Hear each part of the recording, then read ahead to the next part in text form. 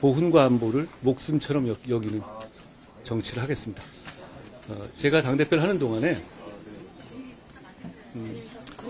한상국 상사님 포함해서 우리 영웅들에 대해서 추수한 계급이 아니라 그 이전 계급으로 예우하는 이상한 법이 있었는데 그걸 고쳤습니다.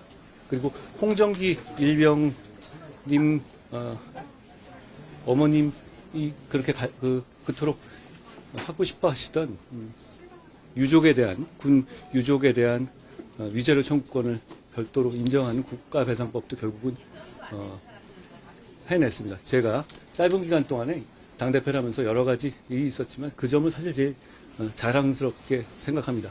결국은 우리가 보훈을 얼마나 중요시하고 제복 입은 영웅들을 얼마나 예우하는지가 우리를 더 안전하고 강한 나라로 만들 것이라고 저는 확신합니다.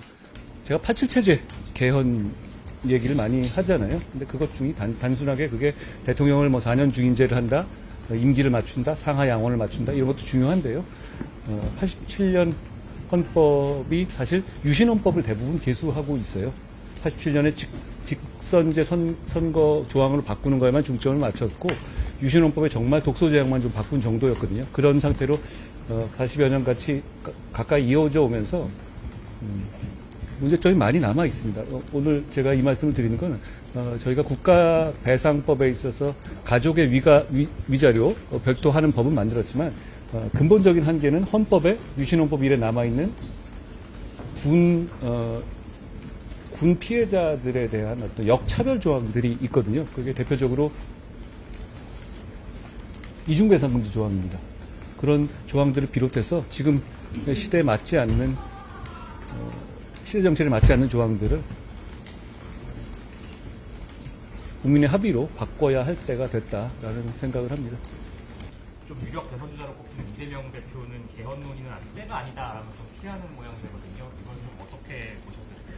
그분은 5년 동안 범죄 혐의를 피하고 싶은 것 아니겠습니까? 그분의 문제는 그렇게 헌법을 지키려는 게 아니라 자기 몸을 지키려는 것이다. 저는 그렇게 생각합니다. 지금 이제 87체제가 모두 바뀌어야 한다는 점을 인식하고 있는 것 같아요. 이재명 대표가 주도했던 29번의 탄핵 시도, 그리고 대통령이 했던 계엄령 선포까지 이런 일을 국민들에게 또 겪게 해드릴 수는 없지 않겠습니까? 저는 그 필요성에서 모두 공감하고 있는 지금이 이걸 해낼 때라고 생각합니다. 그리고 그걸 해내기 위해서는 중요한 임무를 맡은 사람이 희생하는 자세가 반드시 필요하다고 생각합니다. 그러지 않으면 계속 이런 일을 겪게 될 거라고 생각합니다. 민주당에게 이걸 묻고 싶습니다. 선관위가 그러면 그렇게 가족기업처럼 운영되고 어떤 감시로부터 취해법권처럼 도는 것이 자연스럽다는 말인가요? 그래서는 안 됩니다. 저는 이 정도 말씀드리고 싶어요. 선관위의 문제는 선관위를 헌법이 이렇게 독립기관을 만들어준 건 잘하라는 거지 자기들끼리만 즐겁게 지내라고 만든 건 아닙니다. 그렇기 때문에 선관위가 감시의 영역에 포함되어야 된다. 제가 햇빛 안 드는 곳에 곰팡이 핀다고 말씀드렸는데요. 지금 곰팡이가 많이 피어 있습니다. 헌법재판소의 결정이 저는 수긍은 안 갑니다만 어차피 현재 헌법재판소의 결정으로 감사권의 범위에 선관위가 벗어나게 돼 있잖아요. 저는 이런 식으로는 국민의 신뢰를 얻을 수 없다고 생각해요. 그러니까 저는 이번 87체제를 극복하는 개헌에 있어서 선관위에 대한 개헌도 필요하다고 생각합니다. 선관위의 독립성은 존중하되 선관위에 대한 감시체제, 그러니까 감사원의 감사 범위를 헌법 개정으로 선관위까지 넓히는 등의 방법을 도입해야 된다고 생각합니다. 그리고 선관위 문제는 이런 문제도 있어요.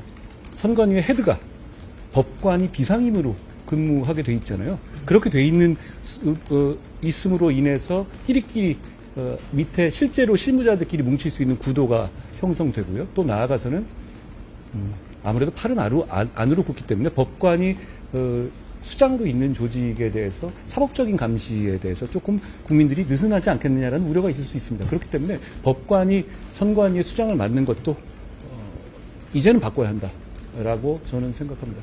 첫 번째는 저는 장관 때 수개표 반영 꼭 해야 된다고 했는데 그건 어느 정도 됐습니다. 그리고 당대표와 비상대책위원장 당시에 사전투표에 있어서 선관위 직원의 직접 날인 꼭 필요하다는 주장을 강력하게 했었죠. 그때도 뭐 이게 선관위 흔들기냐 뭐 이런 식으로 민주당은 주장했던 것 같습니다. 날인하라는 게 왜 선관위 흔들기겠어요? 그렇지 않고요.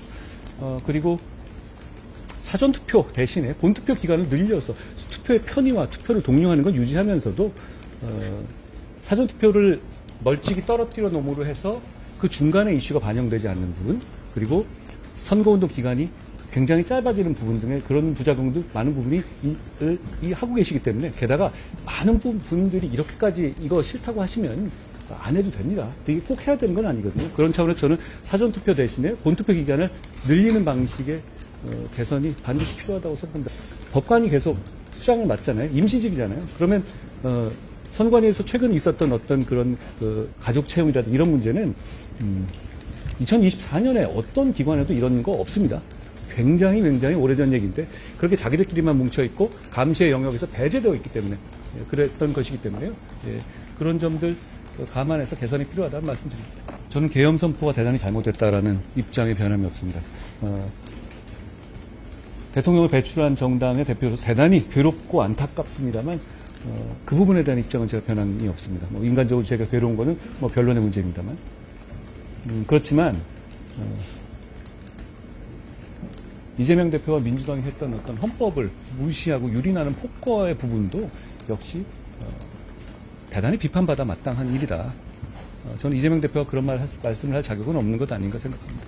제가 12월 3일 날 딱 처음 그 얘기를 들었을 때 제일 걱정됐던 부분 중에 하나가 여기 나온 군인들 어떻게 하지? 이거였어요. 뭔지 모르고 나왔을 거고 지금 이 사태를 겪으면서 많은 군인들이 위축되어 있을 거라고 생각합니다. 저는 지금 우리 국민들이 지금 더더욱더 자랑스러워하고 응원해 줘야 할 때다라는 말씀도 드리고 싶습니다. 그동안 여러 가지 생각을 했습니다. 그리고 제가 부족한 점이 참 많아요. 여러분도 잘 아시다시피. 그런데 좋은 정치하고 싶고 좋은 나라 만들고 싶다는 마음이 진심이거든요. 거기에 대해서 제가 좀 부족한 부분을 보완하고 그리고 나라에 도움이 되는 정치를 해야 되겠다라는 생각을 했습니다. 어려운 시기 아닙니까? 어려운 시기고 어려운 시기에 도움이 되는 정치를 하겠다라는 마음을 다시 저를 기다려주셨던 분들을 보면서 많이 들었습니다. 쉽게 말씀드리면 우리나라 헌법과 그 유신 시대에 하도 월남전에 사망자가 많으니까 군인들이 피해를 입으면 이걸 아예 확 후려쳐서 돈을 적게 주는 방안을 헌법과 국가배수부에 만들어놨던 거예요. 너무 불합리하잖아요. 그 부분을 바꿔나가는데 저는 헌법에 한계가 있으니 헌법을 안 바꾸는 한계 내에서 고쳐보려고 했던 거고요. 아까 잠깐 말씀드렸지만 이번에 헌법을 바꾸면 그건 바꿔야 합니다. 오히려 모두를 위해서 봉사했던 분들이 피해를 입으면 더 줘야지 그렇게 역으로 피해를 드리면 안 되죠. 저는 그런 면에서 판시체제가 단순하게 권력구조를 바꾼다라는 면만 집중할 문제는 아니라 사회 전체가 시대를 바꾼다라는 면에 다 집중해야 한다라고 생각합니다.